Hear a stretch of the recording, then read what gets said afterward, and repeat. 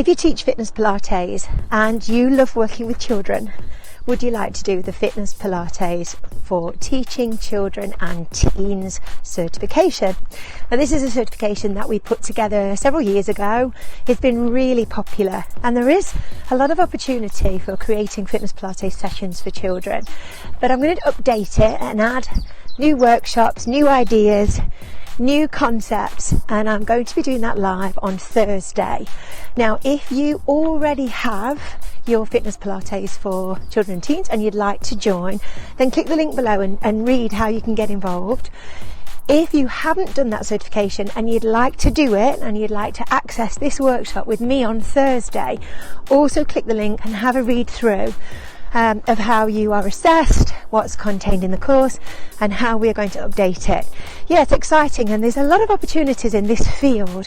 And if you've got any questions or comments, let me know. And click the link and I'll see you on Thursday on Zoom.